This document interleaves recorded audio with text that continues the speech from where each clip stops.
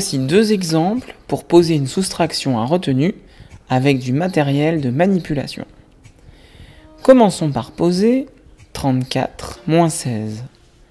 34, c'est 4 unités et 3 dizaines. 16, c'est 6 unités et 1 dizaine. Je dois bien penser à aligner les unités avec les unités et les dizaines avec les dizaines. Je commence par les unités. 4 unités moins 6 unités, ce n'est pas possible.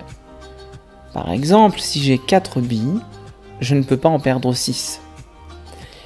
Pour pouvoir effectuer cette soustraction, je vais aller prendre une dizaine sur les 3 dizaines de 34. Alors, il m'en reste 2. Sur ma feuille, je barre les 3 dizaines et j'indique qu'il ne m'en reste que 2. La dizaine que je viens de prendre, je la donne aux unités. Une dizaine, c'est égal à 10 unités. Alors, j'écris à côté des unités les 10 que je viens de placer. Donc j'ai maintenant 14 unités et je dois retirer 6 unités. C'est égal à 8 unités.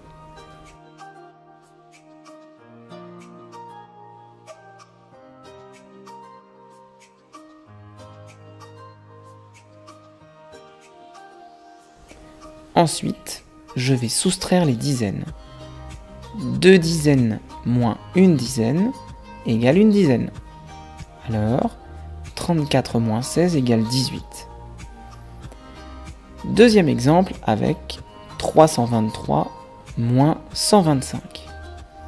Dans 323, il y a le 3 des unités, le 2 des dizaines et le 3 des centaines.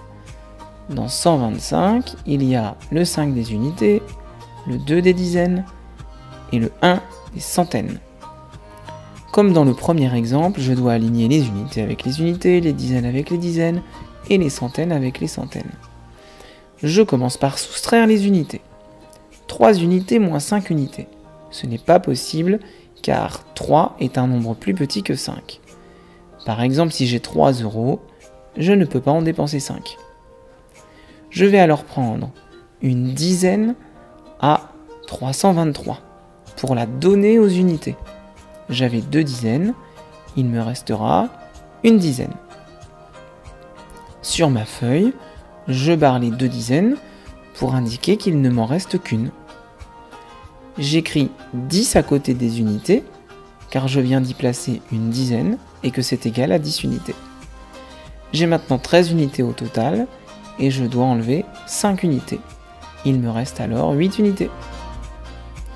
Passons aux dizaines. Il me reste une dizaine et je dois en enlever 2. Je ne peux pas car 1 c'est plus petit que 2. Pour pouvoir réaliser cette soustraction, je vais prendre une centaine sur les 3 centaines. Je vais placer la centaine que je viens de prendre à côté des dizaines. Je vais barrer le 3 des centaines pour indiquer qu'il ne m'en reste que 2.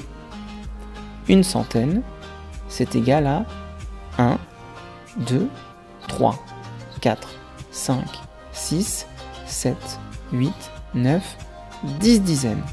Alors en tout, il y a 11 dizaines.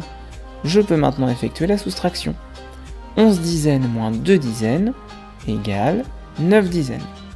Et enfin, 2 centaines moins une centaine égale une centaine. 323 moins 125, c'est égal à 198.